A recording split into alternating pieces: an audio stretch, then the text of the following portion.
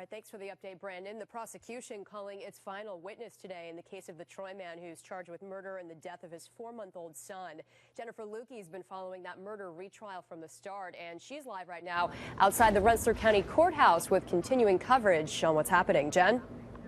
Well, Dory, that testimony actually just got started because much of the morning was the judge, the prosecution, and the defense talking about a couple of issues. First of all, the defense asked yesterday for a mistrial because one of the witnesses for the prosecution mentioned very briefly that they had testified before in this case. And again, this is a retrial, and the confession that Adrian Thomas gave and was used to convict him last time cannot be used this time. So they thought that that sort of swayed the jury. The judge ruled this morning that there will be no mistrial, that the trial will go on. But then there was another issue.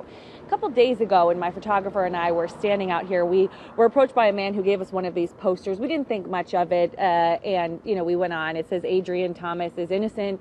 The man identified himself as a friend of his.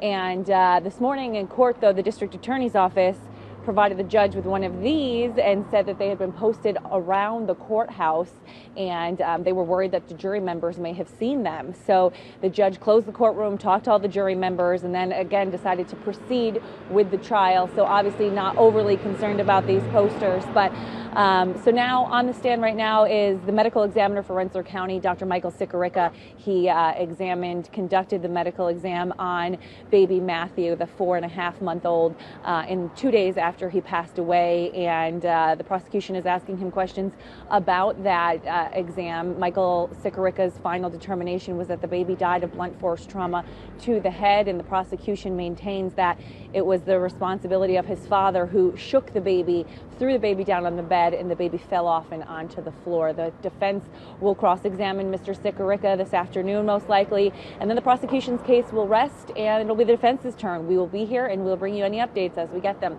For now, live in Troy, Jennifer Lewke, CBS 6 News.